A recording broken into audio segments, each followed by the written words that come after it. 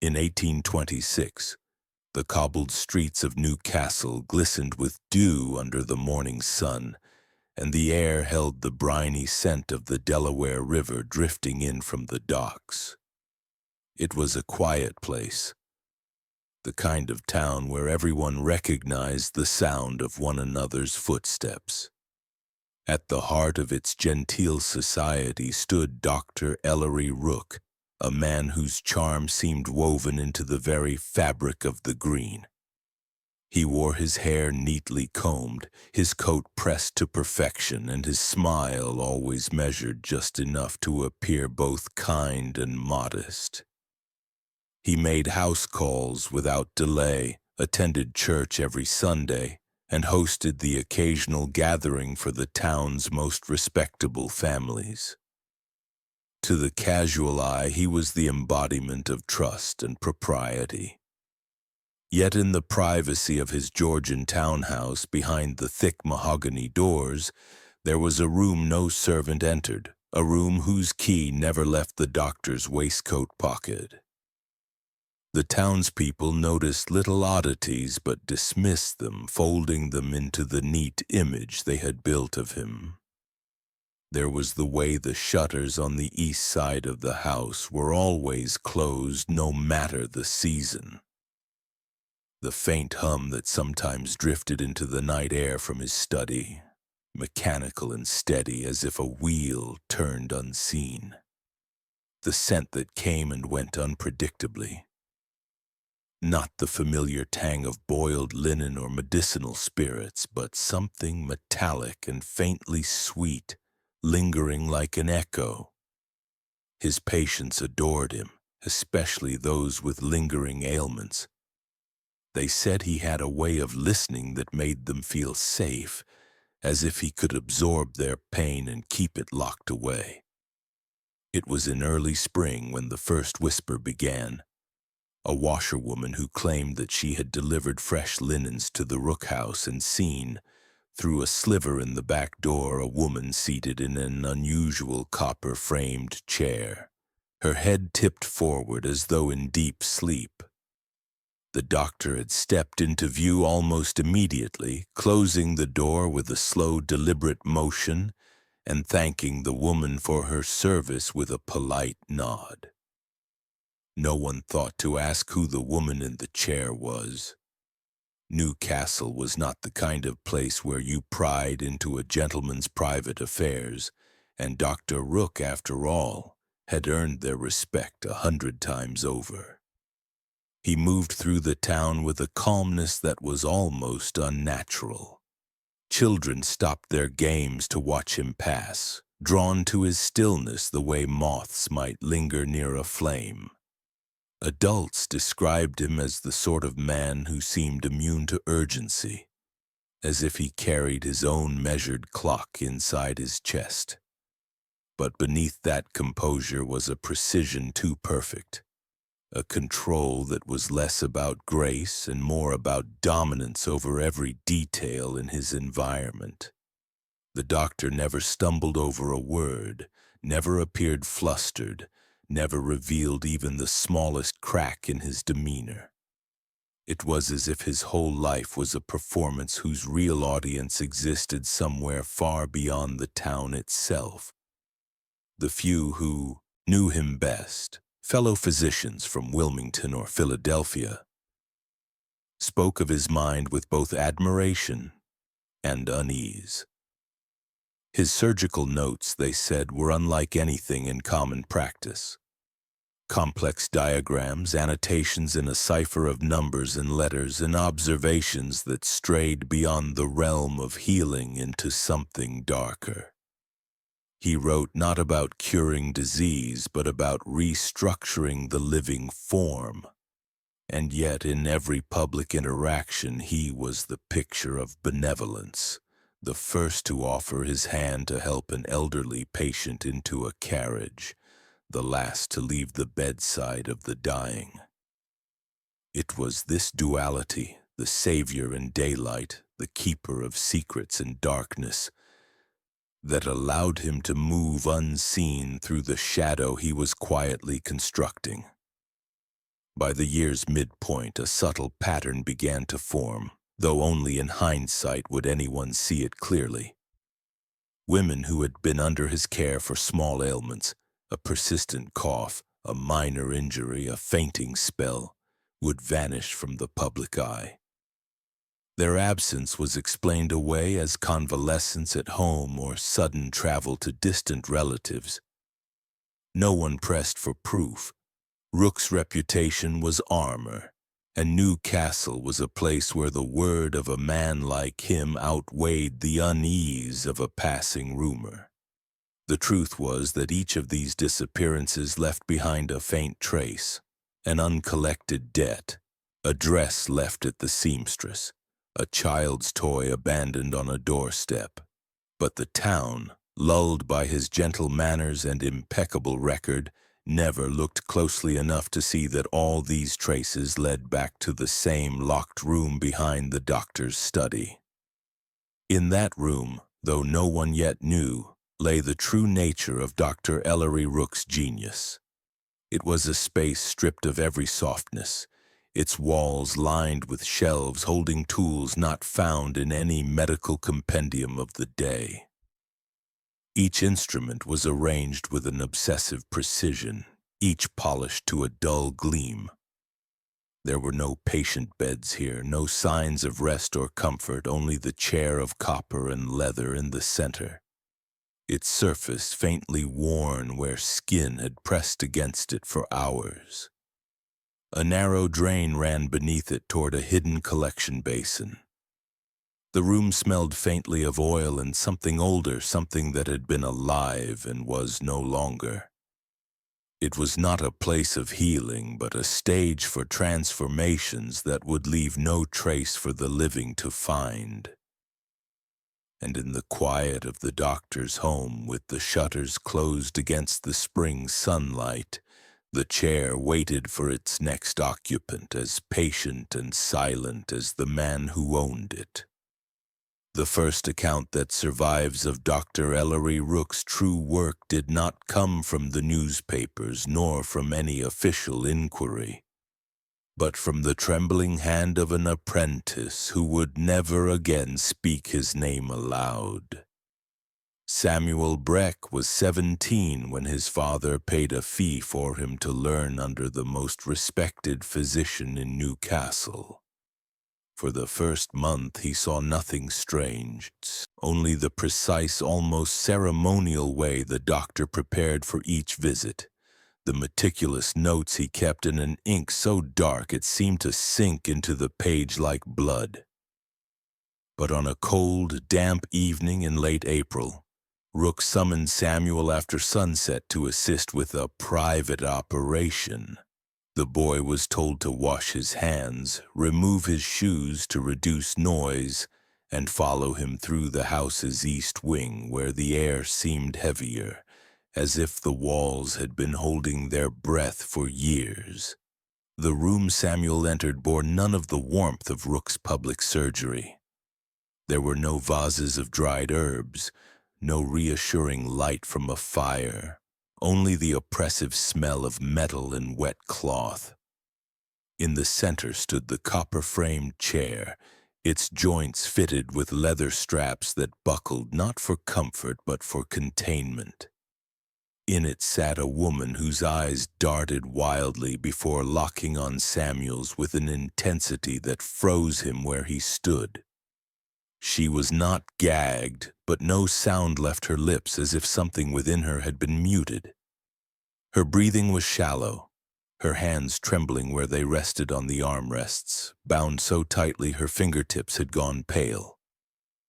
Rook moved with an eerie calm, explaining nothing, his voice steady and almost affectionate when he told Samuel to stand there and keep your eyes open. What struck Samuel most was the silence. There was no cry, no protest, no pleading. When Rook began his work, he did so with a set of tools that glinted in the lamplight. Not scalpels in the familiar sense, but narrow rods tipped with flattened copper pads. He placed one against the base of the woman's neck.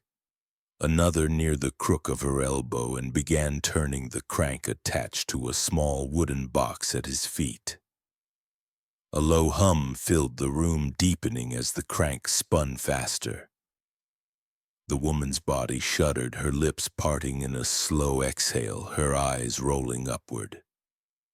Rook murmured to her in a tone too soft for Samuel to make out, but each phrase was followed by a precise adjustment of the copper rods, as if he were tuning her body like an instrument. The procedure was long, measured not by a clock but by the rhythm of Rook's movements. Turn, pause, adjust, turn again. Occasionally he would press a thin, hooked blade into the flesh around the copper pads, making shallow incisions that bled sluggishly.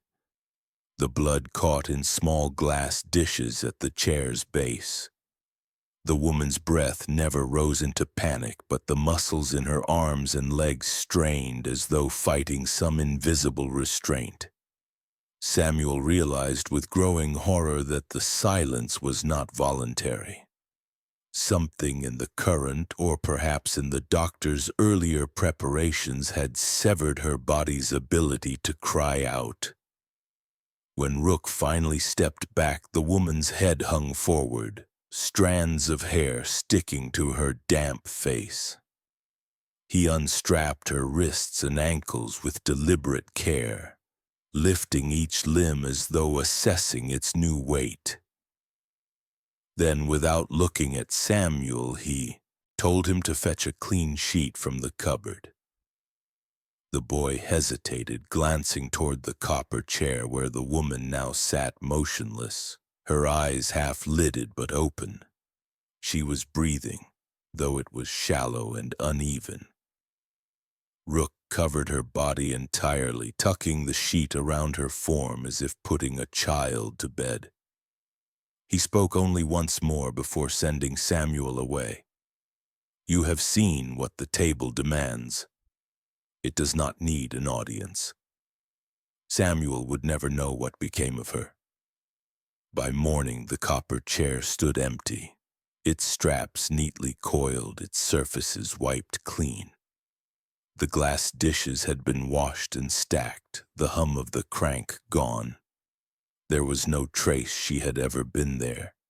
No scent, no scrap of fabric, nothing but the memory burned into Samuel's mind.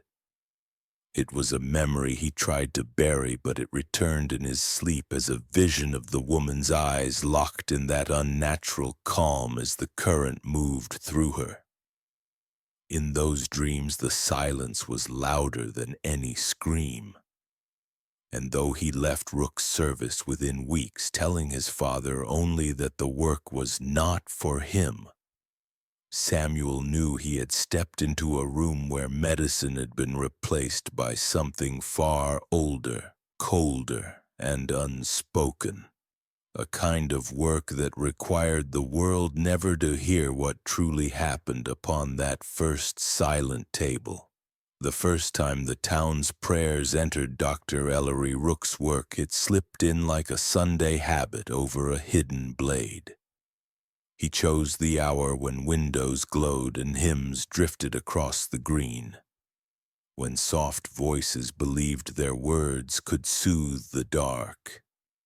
In his shuttered east room, the copper chair faced a shelf where a family Bible lay propped by a smooth river stone. Rook stood beside it not as a believer but as a conductor, wetting copper pads with saline and testing the hand crank until the current throbbed like a quiet heart. He told the woman in the chair to follow his count, to let her breath ride the verse, and he promised that the psalm would carry the hurt away. He began to turn the crank. The voice that rose was broken at first, vowels slipping when the shock met muscle. Then the lines found shape, thin and obedient, and his eyes brightened as if a lesson had finally taken.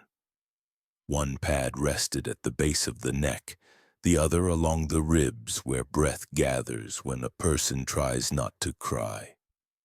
He matched short surges to mercy and longer ones to forever. He had learned that pain strapped to scripture becomes orderly, that a terrified body will hold still when ordered to make sense of words. It was not faith he wanted, it was cadence. Across months he refined the ritual. He hushed the reflex to scream by stepping the current up just before the throat opened, a tide rising to cover the mouth. He kept tools where his hand expected them, kept his face quiet, kept the room free of any clock so only his count ruled the air. By day he was balance and reason. By night he was balance sharpened into cruelty, and reason emptied of mercy. He told himself he was untying knots the body tied at birth, correcting errors left for a better mind to fix. A shoulder that caught would be loosened, a hip that wandered would be guided, a voice that shook with panic would be tuned until it steadied on the pitch he chose. The prayer was his metronome, the shocks his baton, flesh, the orchestra learning to move as one.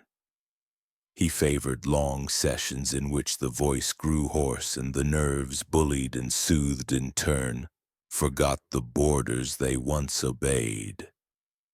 He rewarded endurance with a damp cloth at the brow and punished resistance with a twist of current that set the jaw humming like a struck wire. When a body shuddered, he whispered the next line and pressed the pads firmer, and the shudder became a nod. He told himself that survival proved consent. He mapped her with charcoal, drawing meridian lines, and followed them with the patience of a surveyor who had already chosen where the road would go. When he lifted her again, she felt light with surrender. He carried her to the alcove behind a folding screen and set her into the new posture to memorize its order until morning. No one asked about the laundress who missed her shift, and no one wondered why the doctor's shutters stayed closed that week. The townspeople sang to their small aches and went to bed. He did not see cruelty when he looked upon his work. He saw cleanliness. Every trained breath and quieted cry felt to him like order displacing chaos, like a house finely arranged so a man could walk without stumbling. Before dawn he listened to the river work and felt certain that what he had built would hold. The town would keep praying because prayer keeps people gentle, and he would keep shaping because the gentle will not look closely at the hands that promise relief. Morning came pale and thin, washing the green with a harmless light that never reached the east room. He damped the pads, coiled the wires, and smoothed the sheet over the patient so any intruder might think she was resting. He drew a single line beneath a number in his ledger.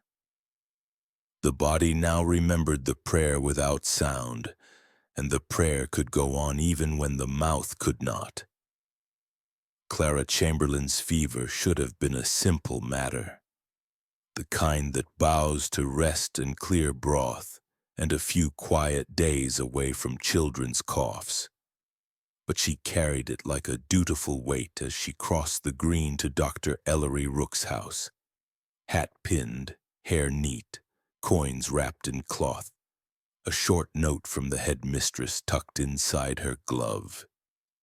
He received her with careful warmth, counted her pulse with 2 fingers and a small nod, and said she would stay overnight for observation since spring air could turn on a delicate chest without warning.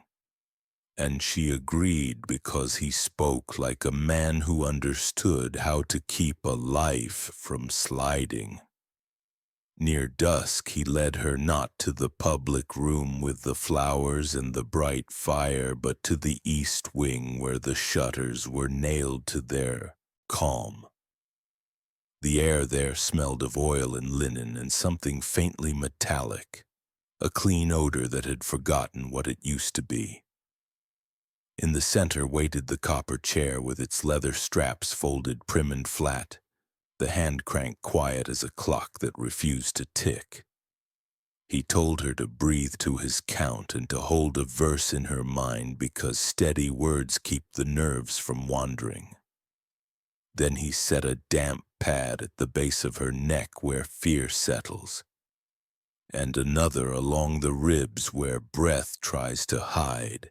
And when he turned the crank, the hum rose low, then steadier, then sure, meeting her voice as it lifted and wavered and finally obeyed.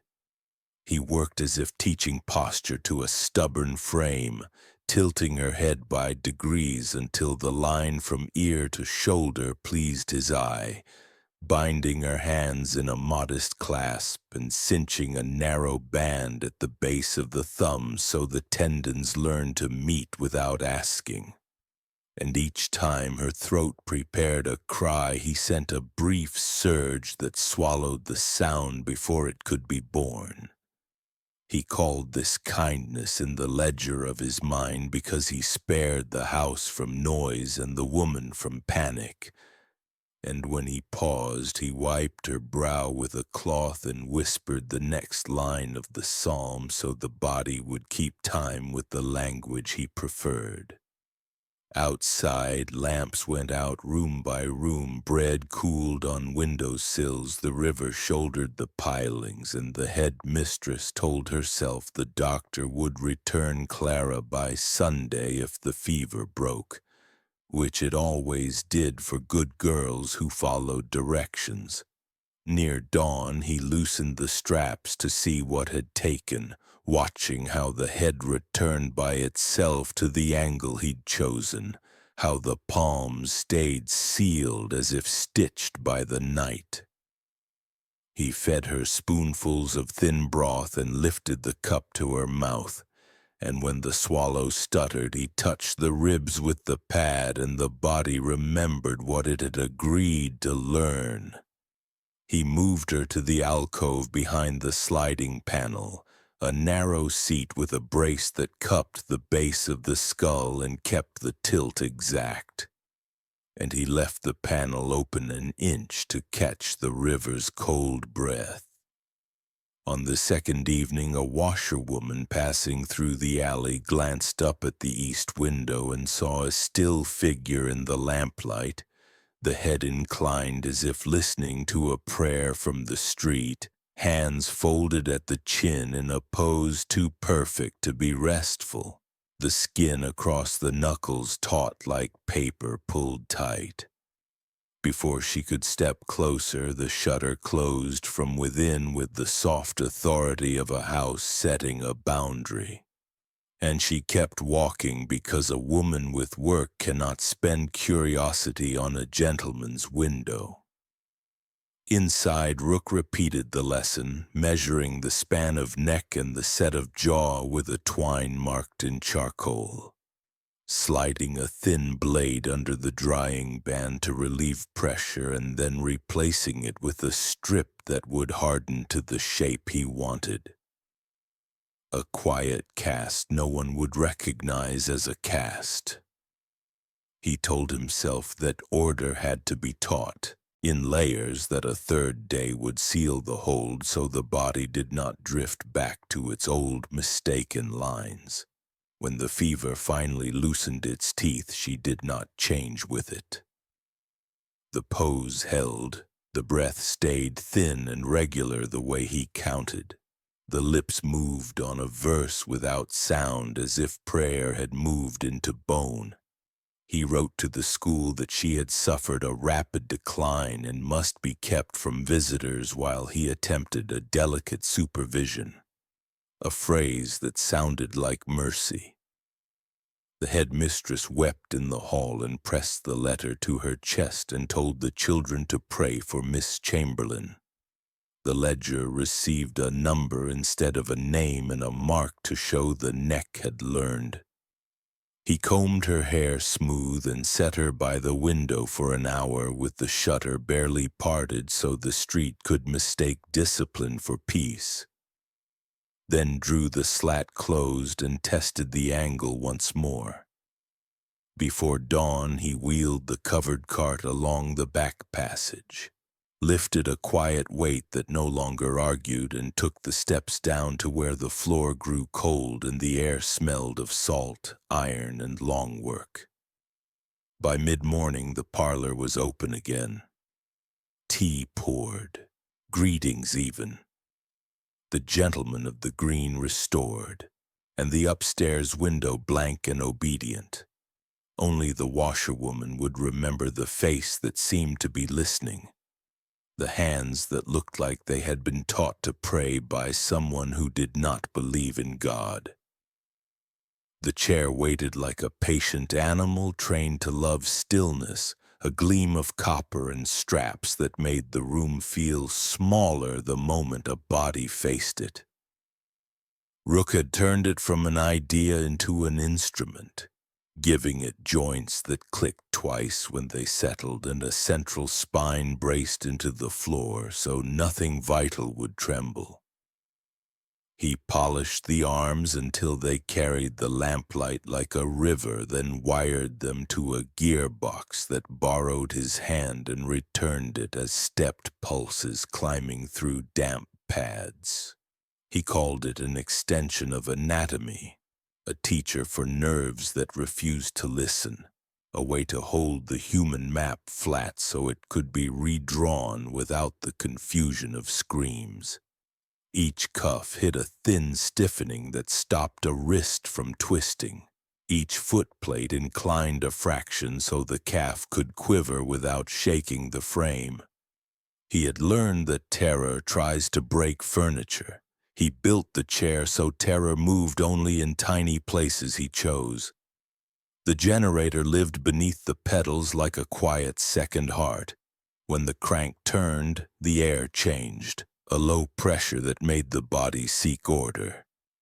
He placed one pad at the nape where obedience sleeps, one at the ribs where breath bargains, sometimes another at the inner elbow to persuade the hand to uncurl its last freedoms.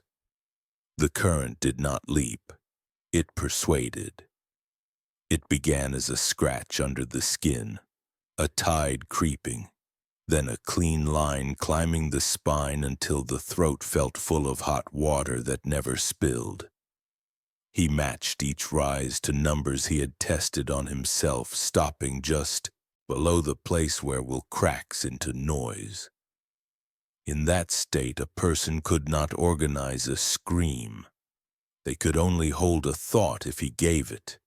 He gave them verse, counting on the grooves of language to keep their minds from bucking while he drew new routes across their bodies. The tray at his elbow held narrow paddles, hooked points, and small wedges of cooled copper he slid beneath skin to nudge one nerve away from another like fingers parting threads. Everything was shallow, almost tender. The sum was domination. A glass funnel caught the slow seep that rose when tissue argued and dripped it into a jar with marks that turned argument into measure. When a chin lifted wrongly, a strap descended on a thin ratchet and held it to the angle he preferred. When a knee trembled, a brace grew from the seat and taught the tremor a quieter rhythm. He admired the loop, machine teaching flesh, flesh teaching machine what remained to be solved. On a night, the constable later swore he saw a covered cart moving by itself. Rook set a seamstress into the chair and rehearsed his sequence without a wasted breath. He asked her to remember a counting game from childhood and let it move through her teeth without sound while he turned the crank. Her eyes climbed the lamplight as if it were a rung out of the world. When her lungs forgot the step between holding and release, he touched the ribs with a mild pulse and they remembered. He trimmed a sliver of skin at the wrist where two tendons crossed, not to harm, but to slide a copper wedge that would change the way the hand believed it should rest. Then he wrapped the wedge and wrist in cloth soaked with warm brine so the salt would tell the body to accept a new border. Minutes fell into line behind minutes. He whispered his ledger number as if naming a star, and the chair hummed back its small approval. When the work reached the place where the person who had arrived could not find herself, he gave the gentlest surge, barely more than a breath, and the search quieted. The room smelled like iron meeting rain. He unbuckled the straps slowly because haste can shock a body into remembering. He lifted her head and felt the new angle hold as if another hand kept it for him. He slid her from copper to the waiting plank with the sloped pillow that taught her neck to stay faithful, then covered her with a sheet ironed until it forgot its creases. The chair cooled and he wiped the pads with vinegar so even the air would not keep what had happened. He shut the shutters, checked the floor drain, and made a neat note about how long the fingers held their prayer after release. The chair, satisfied, shone in the dim like a kind tool waiting for the next lesson, and the house accepted the quiet as if it had always been there. Until morning came again outside. The night Lydia Kern vanished, the tavern on Market Street still held her voice in its rafters, a warm ribbon that made men drink slower and women breathe easier. After last call. She counted her coins, folded her shawl, and stepped into air that smelled of riverweed and coal. And Dr. Ellery Rook met her at the corner with the sort of concern people are trained to trust, saying the damp could be unkind to a singer's chest and he might ease the tightness she had mentioned between songs. She let him guide her across the green because he was the town's calm, the man who never raised his voice even when the world shook a little. And his house, with its lamp-lit windows and polished knocker, promised a small mercy against the cold. In the east room, the copper chair waited with its straps loose and its pads soaking in a shallow dish. He spoke about breath and posture and how a throat learns to carry sound without tearing. Set one pad at the base of her skull and another along her ribs, gave her a note to hum and turned the hand crank until the room found that low mechanical hum he loved. A pressure that made everything else seem to fall into line. Her note fluttered. He tightened a strap by a single notch, struck a tuning fork, and held it by her ear. She tried to match it. The current rose by a breath and the note steadied as if a hand inside her jaw had settled it. He told her to picture a candle and keep the flame still while the wind of the current passed. When her thought drifted, he nudged the pad at her ribs and the breath returned to a count he approved. He did not cut at first. He tuned. He moved a narrow paddle along the chords of her neck, reading the small tremors, learning where fear gathered and where it could be turned into obedience. When he pressed the paddle just so, the tremor became a straight line. He praised that line with another gentle rise of current and a new fork's tone, higher, cooler. Lydia tried to follow and felt the sound settle in the hollow behind her tongue like a held coin. He lifted a blade no wider than a fingernail and opened two comb-thin cuts behind her jaw hinge, not for blood but for entry. He slid in crescents of cooled copper to change how her throat wished to lie, then washed the cuts with warm salt so the edges would accept the new shape as if born to it. The pain swelled and fell and swelled again. but he caught every rising cry with a measured surge that filled her throat with heat and left no space for a shout. When her lips trembled, he touched them with a ring of wire that carried the faintest tingle. The tremble flattened into composure. When her hands strained, he bound both thumbs together with a narrow band that would teach them to meet. When her knee shook, a brace grew from the chair and taught it to be quiet. The funnel at the chair's base counted slow drops as tissue argued and then agreed. He marked the jar and called the count order.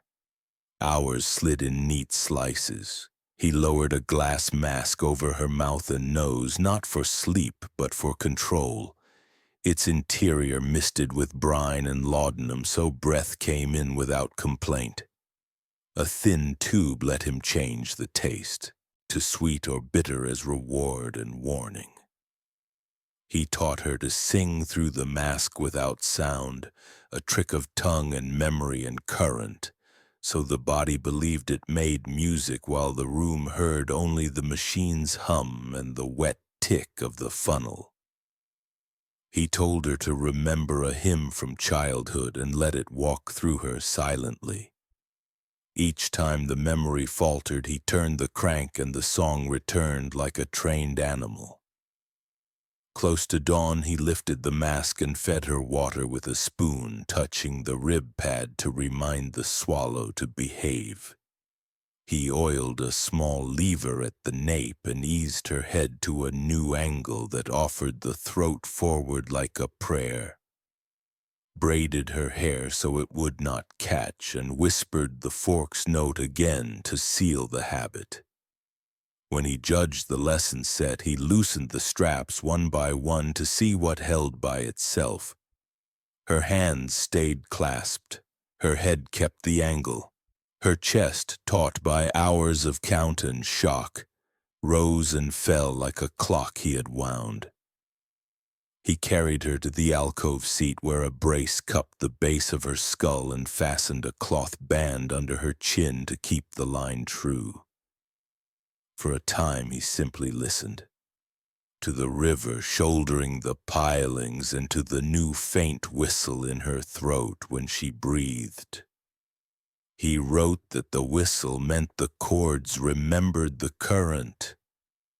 Before the light strengthened, he wheeled the covered cart down the back passage to the floor that smelled of salt, iron, and old water. The brine tank waited, cold enough to numb thought without stopping the heart. He slid her upright into it with weights at the ankles and a pole across the chest so she would not float. A reed at her mouth let in narrow breaths while the salt worked the sinews loose without decay. He tapped the tank and felt the wood return a hollow tone, the same pitch as the fork he had used, and smiled at the harmony. By afternoon, the tavern asked after her, and someone said she had gone to rest her throat upriver. By evening, a man swore he heard her singing from near the docks, a thin thread of a hymn that raised the hair on his arms. It was only wind in a gap between pilings. In the east room, the chair cooled. The pads were coiled, the dishes washed and stacked. He wrote that the singer had learned the lesson. Outside, the town, which loved a gentle story, accepted the quiet and slept. And in the dark below, her breath kept time with the reed while the brine made her light enough to carry wherever the river asked him to let her go next. The room below the east wing felt older than the house itself, a buried hull, where the river's cold voice came through stone, and at the center stood the saltwater chamber. Not a bath and not a coffin, but something trained to be both. Rook had built it from thick staves of oak banded with iron lined with hammered copper to keep the brine honest, and set it on low blocks so a drain could take what the body yielded. He calibrated the solution by taste, letting a single drop rest on his tongue until the ache at the edges matched the number in his ledger he called loosening. Too weak and the sinews clung, too strong and the skin rebelled, but at the right salinity the boundaries softened. The knots in flesh slackened as if reminded of the sea that invented them. The chamber was tall enough to take a body standing, narrow enough that panic could not thrash, with a lid hinged on the right and a single pole across the chest to hold the trained angle of the head and neck. Weight cuffs around the ankles kept the body from drifting, while a reed through the lid fed air in thin, measured breaths. Beneath the reed, a wooden bit shaped the mouth into the vowel he preferred, teaching the lungs to draw without protest. He lowered each subject slowly, guiding the ribs under, then the shoulders, then pressing the crown until the brine climbed the hairline. The face changed when the water claimed the body's weight. Fingers that once strained at straps floated open like pale leaves in a black pond. In that suspended quiet, he worked with his hands beneath the surface, pressing ligaments the way a bookbinder works a spine, bending joints beyond their native limit until they accepted a new law. Where a tendon balked, he slipped in a copper crescent through an earlier comb-thin cut, seating it where nerve met muscle so signal would take the path he chose. He whispered counts that matched the drip of the drain, and every 10th count he lifted the reed a finger's width to remind the chest what mercy felt like.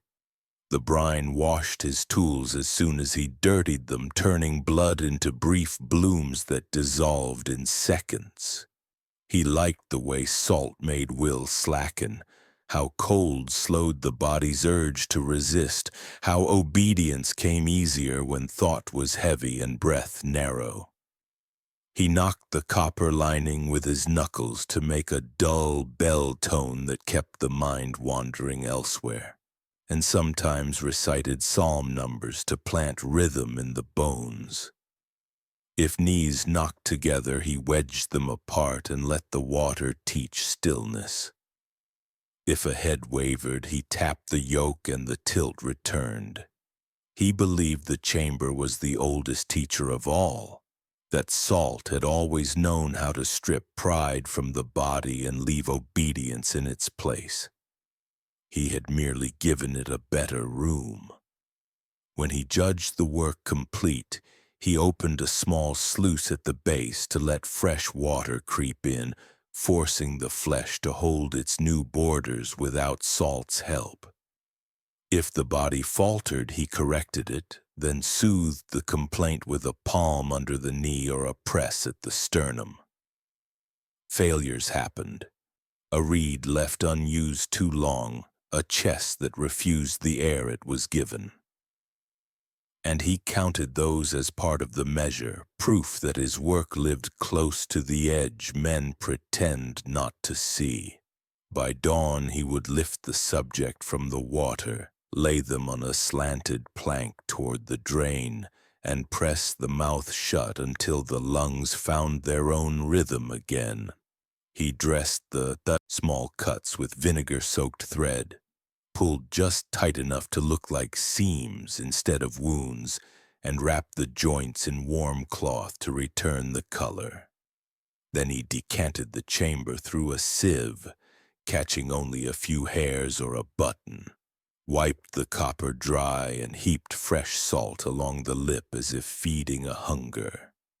A bowl of lavender masked what lingered, and upstairs the decent rooms filled with the clean smell of boiled linen. Outside, the town spoke of the river's good rest that week. No one asked about the faint glow from the casement well on certain nights, or the sound, not quite a song, not quite a sigh, that moved through the alley like a storm deciding where to fall. Rook would walk the green with his slow smile, ledger closed at home, marked with the small curve he drew when a lesson had truly taken. The base of the skull set, the palms clasped, the chest widened by a finger's breadth. And when the next evening came, he would return to the saltwater chamber with a fresh length of cord, lowering the next body, and not as a killer lowers a victim, but as a craftsman immerses raw material into the bath that makes it ready. The river beyond the foundation kept its steady push, carrying the rhythm for work no prayer would ever interrupt again. The ledger was small enough to disappear in a coat pocket, its leather darkened with the oil of his hands, the spine creased from years of being open to the same few pages. It did not bear his name, only a faint embossing of a caduceus, the kind sold to physicians in Philadelphia, meant for harmless inventories of patients and remedies.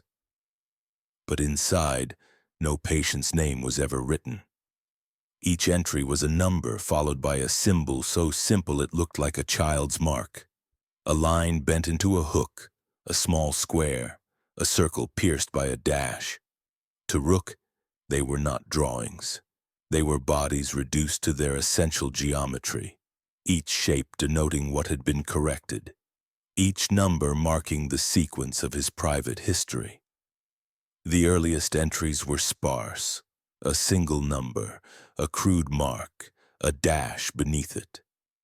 Over time they became dense, layered with marginalia in his right hand, measurements of bone angles, depth of cuts, duration of current applied.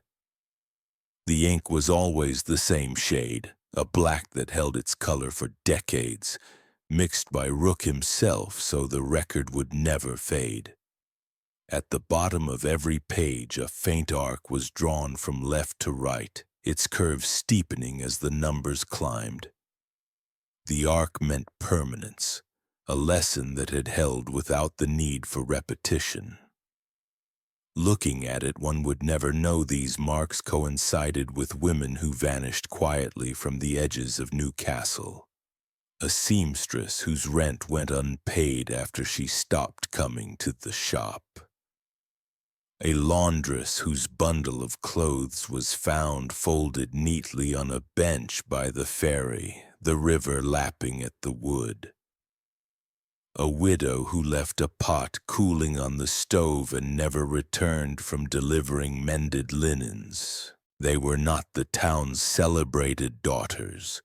They were the uncounted, the overlooked, the ones whose absence could be absorbed without disturbing the surface. Rook understood this long before he wrote the first number. He chose carefully, not from malice toward these women, but from the certainty that their disappearance would be treated as a misplacement, not a wound. Each number in the ledger was a triumph of control over decay. The bodies were never left to rot. They were altered, submerged, taken to the mid-channel at night where the river could lift them from his hands without protest. The copper chair and the saltwater chamber were tools for the shaping, but the ledger was the true work. The map of his progress toward a theory no one else was ready to hear.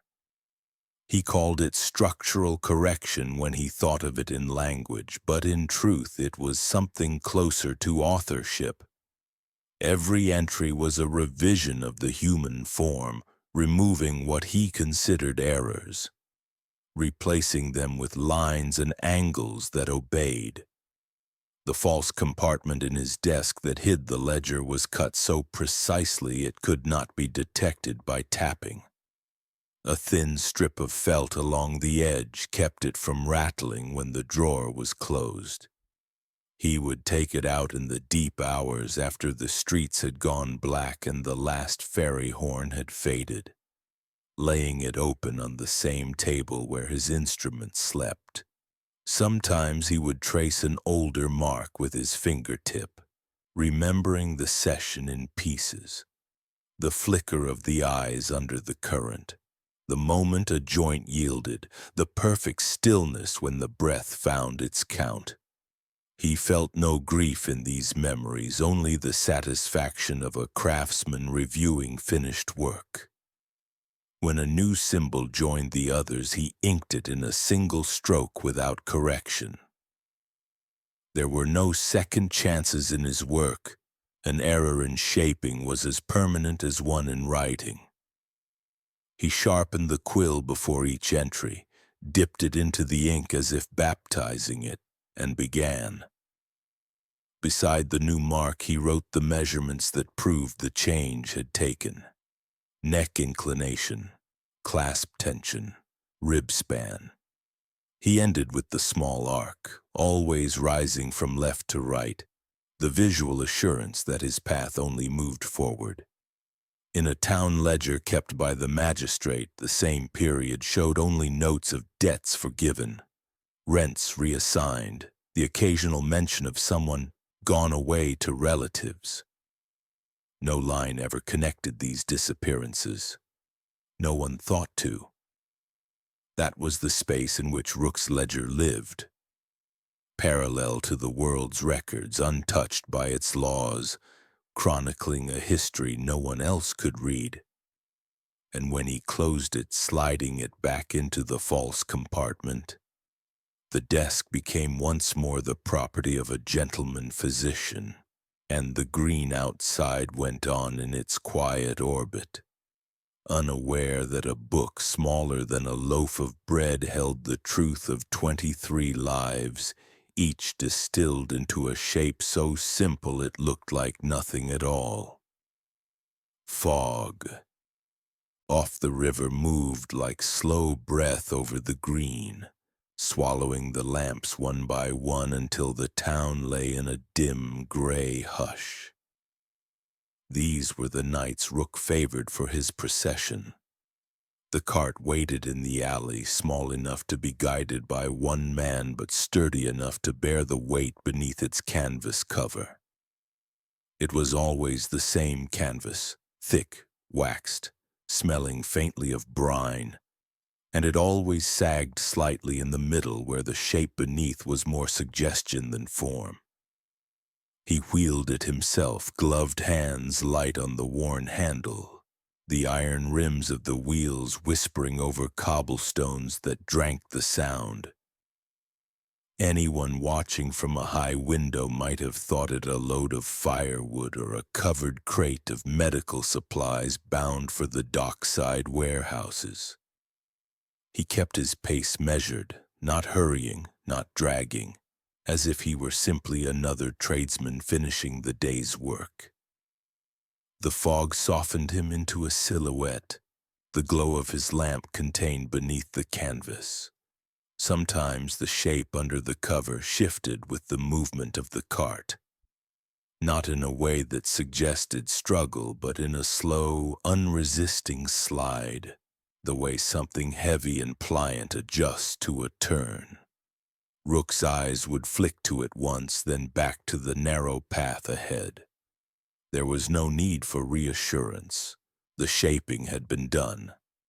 At the docks, the boards slick with mist, he would guide the cart to a skiff moored in a shadowed berth away from the ferryman's gossip. The skiff was plain but tended, its oars wrapped in strips of cloth to keep them quiet against the holes. He slid the cart's contents out in a practiced motion, a transfer of weight that did not invite the cover to lift, and laid it along the skiff's centerboard. The canvas stayed over it until they reached mid-channel, where the river widened and deepened into its dark throat. There, in the moving black water, he would work with the efficiency of a man long past the need for hesitation. He slipped the cover away, revealing the body held in the pose he had chosen. Head inclined, hands clasped, knees aligned, all fixed by the small internal adjustments that would hold even as the river claimed it. Weights were fastened to the ankles, a broad lead bar set across the lap. The face, pale in the lamplight, was neither peaceful nor tormented. It was emptied, as though the river had already begun its work before it touched the skin. He lowered them slowly over the side, letting the water climb the body like a final garment. There was no splash, only the soft gurgle of the river folding over itself. For a moment the head would remain above the surface, tilted as if listening to something far below, before it slipped under, the clasped hands vanishing last. He never watched for bubbles. He knew the weight and the depth would keep them down. Once the water had smoothed, he set the oars again and pulled for shore, the skiff lighter now riding higher in the current. The return was quicker, the tide often lending him its hand. By the time he tied off the skiff and wheeled the empty cart back up the alley, the fog would have shifted, thinning near the green, allowing lamplight to cut in narrow beams through the damp air.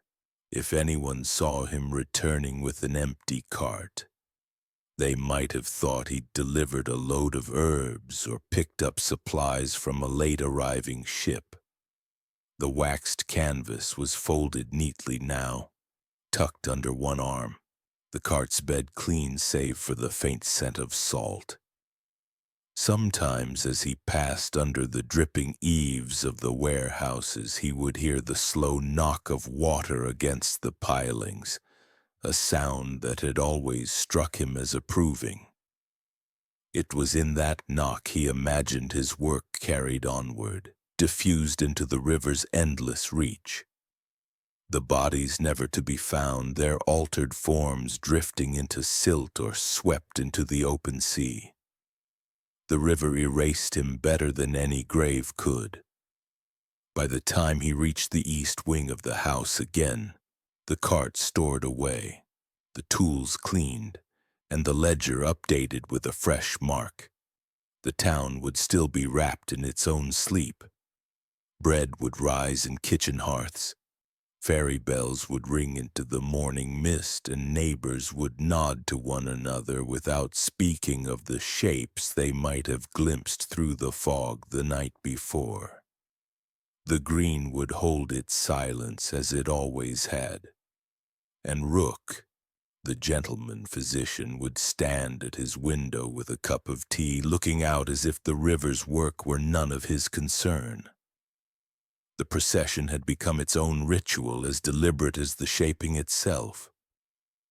Each step, the wheeling, the rowing, the lowering, was a prayer without words, an offering to a current that had never betrayed him. And though he never admitted it, not even to himself, he knew there would come a night when the fog would fail him, when some shadow would linger too long in an alley, or some watchman would follow the quiet sound of iron wheels toward the docks. But until that night came, the river was his accomplice, and the bay his altar, and the women who vanished from the margins of Newcastle would remain only as faint ripples that no one cared to follow.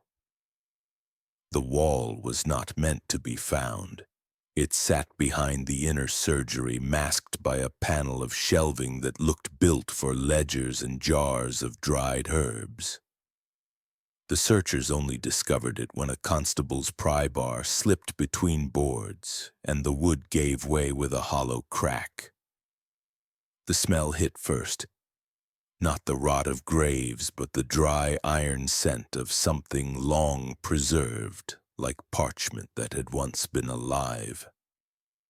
In the lamplight, what appeared to be wallpaper resolved into stretched, tanned sheets of human skin, each affixed edge to edge with a craftsman's care. The seams invisible except where a scar or freckle interrupted the pale field. The surface was covered in fine inked lines and notations, each diagram more meticulous than anything in the medical texts of the day. The drawings, were not merely anatomical.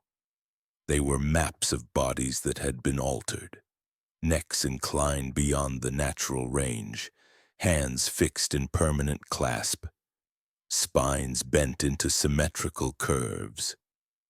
Beside each rendering, precise measurements were written in Rook's exacting hand, along with numbers that matched the marks in the hidden ledger. Some sheets bore faint discolorations in the shapes of pads or straps, impressions left from contact with the copper chair.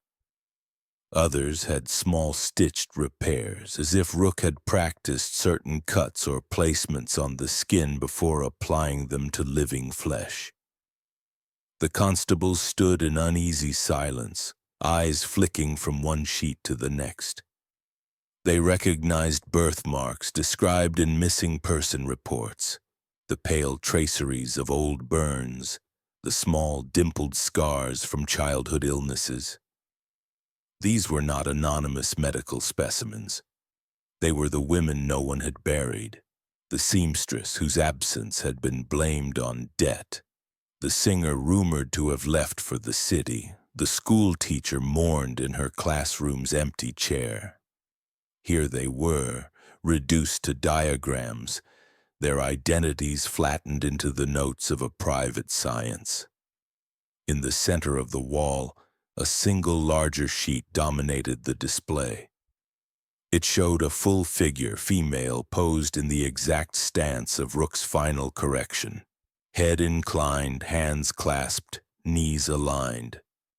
The skin was so thin it seemed almost translucent, the ink beneath it showing the meticulous layering of muscle and bone as though the body had been peeled apart on the page. Along the spine, numbers ran in a vertical column, each corresponding to a point of alteration. Beside it, in a smaller script, Rook had written a sentence. Perfection lies in the moment before movement returns. The investigators whispered about why he would keep such trophies so openly within his workspace. Some said it was arrogance, others compulsion. But in truth, it was neither. For Rook, this wall was not a gallery of victims. It was his proof, his record of mastery, a way to keep the lessons visible at all times so that each new shaping would improve upon the last. To him, the skin was no more morbid than parchment, the ink no more damning than a scholar's notes. It was the culmination of years of work, the physical evidence of a theory the rest of the world was too timid to consider. At the base of the wall, small hooks held instruments wrapped in oiled cloth. When unrolled, these revealed narrow knives, copper wedges, and hand-forged clamps so delicate they could pinch a single tendon without piercing it. The edges were honed to surgical sharpness, the metal polished to a muted gleam that caught only the barest glint of lamplight. Each tool was tagged with a slip of paper bearing a number, the same numbers found in the ledger and on the diagrams above. The constables argued in low tones about whether to tear the wall down immediately, to burn it, or preserve it as evidence.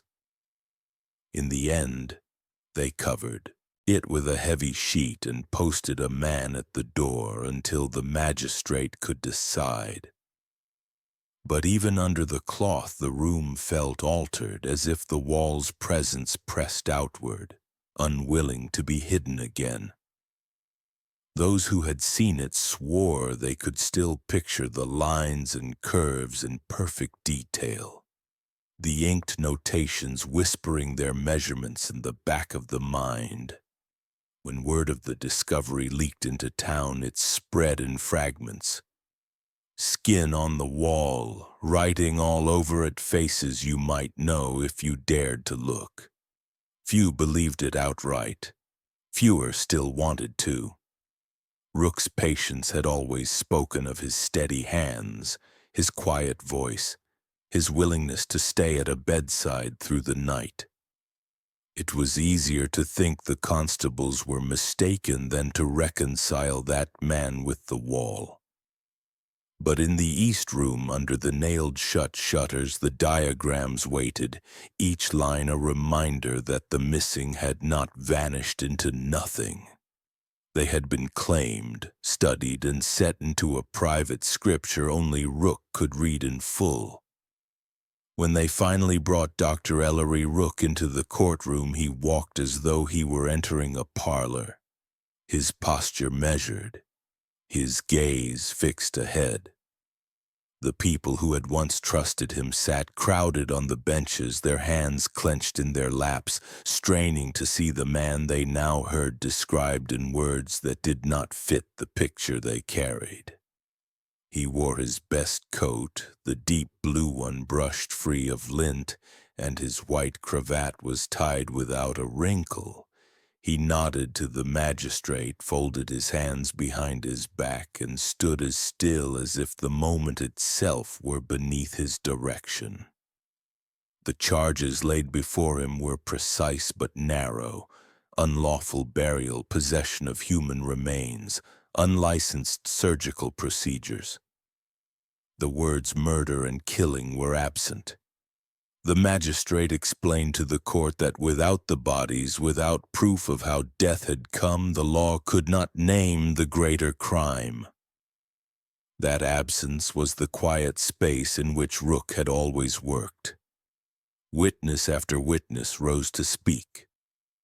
Samuel Breck, his former apprentice, stared at the floor as he told of the copper chair, the current, the way the air seemed to change when the crank began to turn.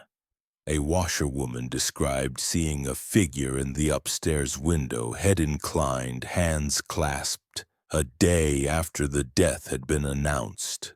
A fisherman swore he had seen Rook rowing a loaded skiff into the mid-channel fog, returning with it empty.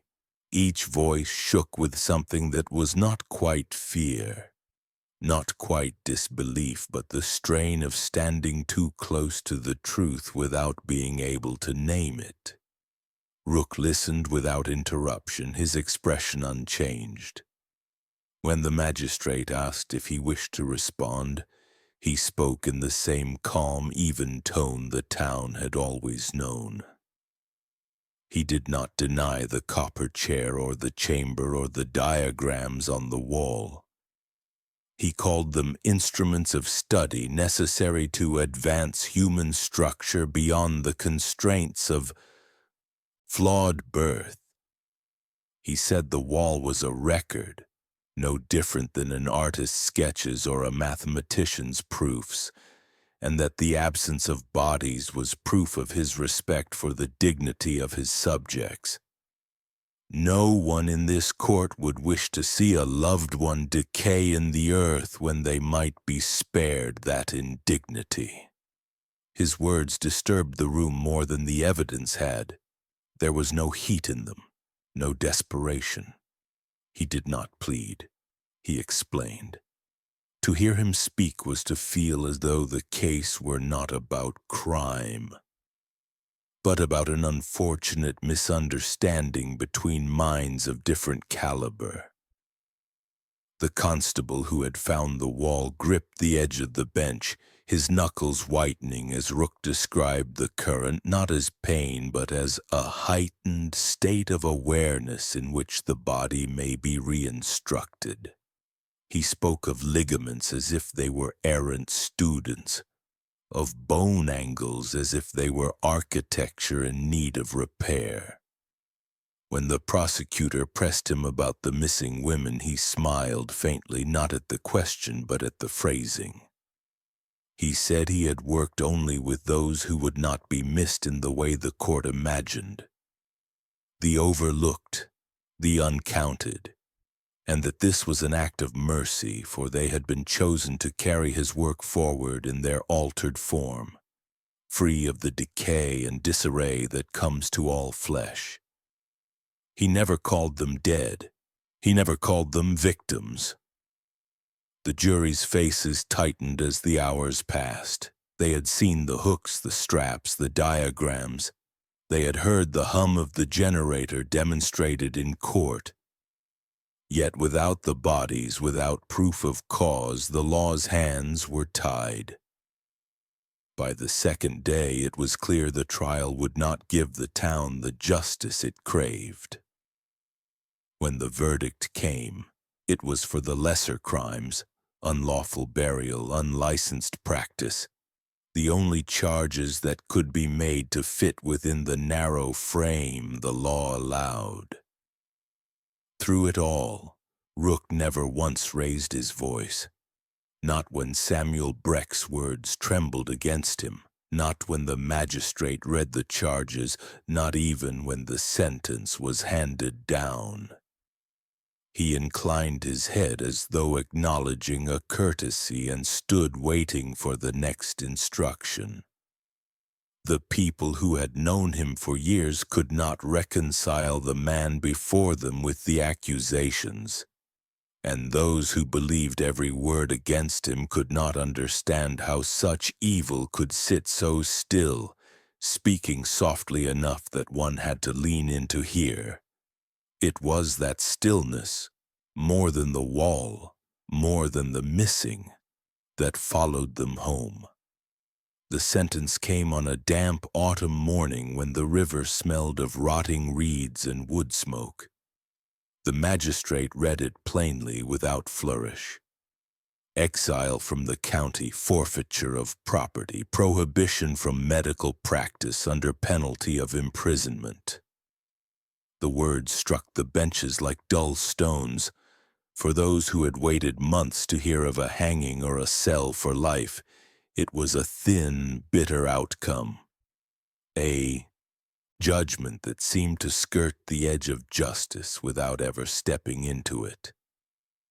Without bodies, the court could not stretch its reach to murder, and so the man who had turned the east wing of his house into a place of unbroken silence would leave it not as a prisoner, but as a traveler. Rook stood as he always had, spine straight, hands clasped lightly in front of him, the faintest curve of a smile touching his mouth when the magistrate asked if he had anything to say before sentence was carried out. He requested in that same even voice to keep his surgical chair, for study in my remaining years. The courtroom's breath caught. The magistrate refused without looking up from the papers. Rook inclined his head as if accepting an inevitability he had already foreseen, and stepped back. They gave him 2 days to put his affairs in order. In that time, constables kept watch over the house, though none lingered long in the east wing. The shutters remained closed, the copper chair locked away. What went on behind the nailed panels in those hours was never recorded. Neighbors saw only the slow procession of crates and trunks carried to a hired wagon, each marked with his precise hand. He burned papers in the hearth through the second night, the smoke rising thin and dark into the cold air. On the morning he was to be taken to the boundary, the constables found his cell empty. The door showed no sign of force, the lock unbroken. On the narrow cot lay his prayer book, its leather soft from years of use. Between its pages was folded a strip of skin no longer than a man's finger, marked in tiny, perfect script with numbers and a curve rising left to right. The same arc that closed every entry in his hidden ledger. It was neither an explanation nor a confession, only a sign that he had taken something of his work with him into whatever lay beyond the reach of the court. Search parties swept the docks and the riverside warehouses, but no witness could place him after sunset the night before. Some said he had boarded a vessel under another name, bound for one of the southern ports. Others believed he had gone into the marshes where the channels twist in ways no map can follow, and let the tide carry him to a place as private as his east wing. The more superstitious spoke of the river taking him back as payment for the bodies he had given it. The house was emptied under the constable's orders. The anatomy wall was torn down and burned in the yard, though the flames seemed reluctant, licking at the pale sheets before they curled into smoke. The copper chair was dismantled, its frame hammered apart, its generator smashed and thrown into the river. The saltwater chamber was broken open, the brine spilling into the dirt where it sank and vanished without trace. But for all the destruction, there was no sense of closure. Only the hollow of something unfinished, like a door left open at the end of a hallway. In the months that followed, rumors settled into the cracks the law had left. A woman claimed to have seen him in Philadelphia, stepping into a carriage with a trunk she swore was the same size as the false panel in his desk. A dockhand in Baltimore said he ferried a well-dressed stranger across the harbor one foggy night, the man's voice quiet but commanding, his gloves smelling faintly of vinegar and salt. None of these stories could be proved, but each carried the same unease. That exile had not ended his work, only moved it beyond their sight. In Newcastle, the magistrate's ruling was spoken of less with each year, but the feeling it left never left the green. People still glanced toward the east wing windows when they passed the empty house. Long after its shutters had been pried away and its rooms gutted, they remembered that the law had banished a man without a grave, and that somewhere beyond their borders, Dr. Ellery Rook's hands might still be shaping what no one else dared to touch. In the years after Rook's disappearance, Newcastle moved on in the way small towns do, by folding its horrors into quiet corners and speaking of them only when the fog came heavy from the river. The east wing of his house was torn down, the ground salted as if to seal it, yet people swore the soil there stayed colder than the rest of the green even in summer. The law, shamed by its own narrow reach, drafted new regulations for physicians. Licenses were to be issued only after public hearings, surgical instruments logged and inspected, anatomical studies subject to quarterly review. On paper, these measures were said to honor public welfare, but everyone knew they were meant to close the gap Rook had stepped through so easily. Yet the disappearances along the eastern seaboard did not end. In Wilmington, a washerwoman was seen entering a doctor's house at dusk, her hands chapped from work, her cough a small thing. She was never seen again. In Norfolk, a dockside singer vanished between sets at a tavern, her last song described by a patron as thin, like she was holding something back. And in Savannah, a widow was spotted being helped into a covered cart by a man with a voice soft enough to hush the street. In each city, the women were from the edges, their absences excused as travel or illness, and in none of these cases was a body found. Those who studied the patterns, a handful of young physicians, journalists, and magistrates with longer memories, saw Rook's signature in the details. In Wilmington, a constable swore the missing woman's sister described her as sitting so straight, hands folded during their last visit, as if she had been told to hold the pose. In Norfolk, the singer's landlady recalled a strange whistle in her tenant's breath the week before she vanished. In Savannah, the widow's landlord found a page of Psalms on her kitchen table with faint marks at the margins, almost like a counting code. These were not coincidences. They were echoes of the same shaping that had once been hidden behind the east wing shutters.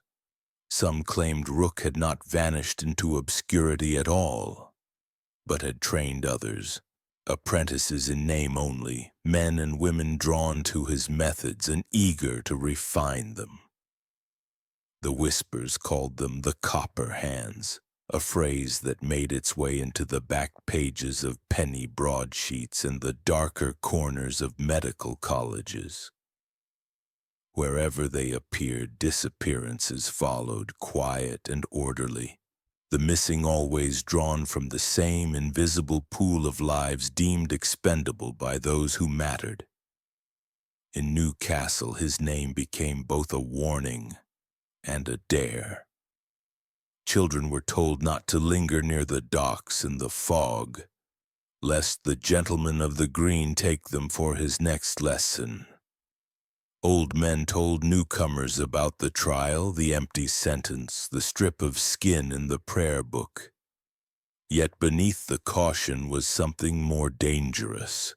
The idea that one man, unhurried and soft-spoken, had bent the town to his will without raising his voice, and had stepped away untouched by the justice they believed in.